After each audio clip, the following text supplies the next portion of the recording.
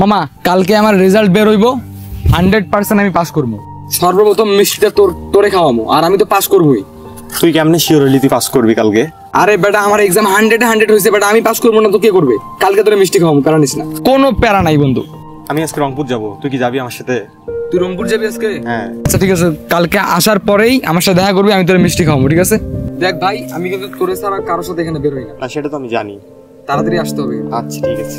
ভালো লাগে না এমনি, কালকে রেজাল্ট বের হবে।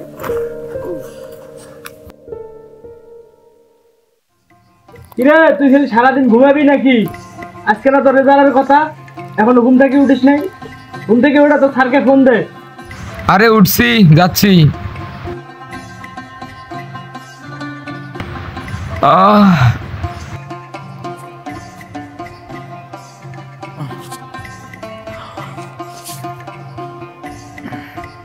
আসসালামু আলাইকুম। ওয়ালাইকুম আসসালাম। স্যার আমার রেজাল্টের কি খবর একটু যদি দেখে বলতেন।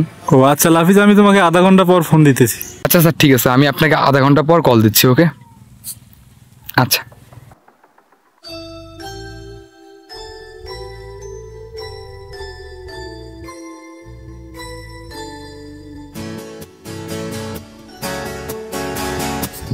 হ্যালো আসসালামু আলাইকুম স্যার।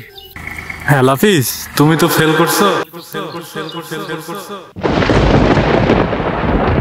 স্যার মজা করতেছেন? মনে কিছু নিও না, সামনের বার আবার ভালো হবে।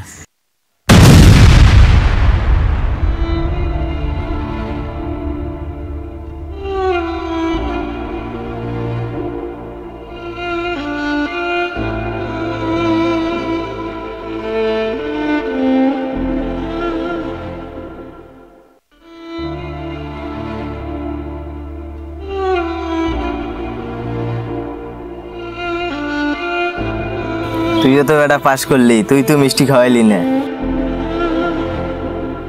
ওই যে লাফিজ আসছে। কিরে খুব তো বড় বড় কথা কইছলি। দেখ আমরা দুইজনে পাস করছি, স্যারের কাছে শুনলাম তুই নাকি ফেল করছস। কিরে খুব তো বড় বড় কথা কইছলি, কাছে শুনলাম তুই নাকি ফেল করছস। খুব তো স্যারের কাছে শুনলাম তুই নাকি ফেল করছস। স্যারের কাছে শুনলাম তুই নাকি ফেল করছস। দেখা করবি, আমি তোর মিষ্টি খাওয়াবো।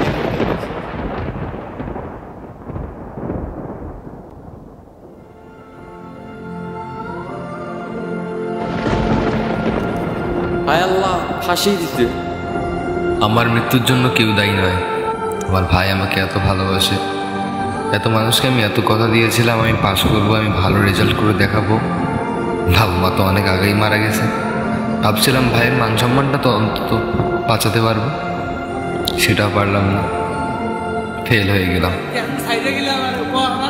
কাকে কিভাবে মুখ দেখাবো এগুলো ভাবতে ভাবতে শেষমেশ সিদ্ধান্ত নিয়ে নিলাম যে আমি আর থাকবোই না। আমার মৃত্যুর জন্য কেউ দায়ী নয়।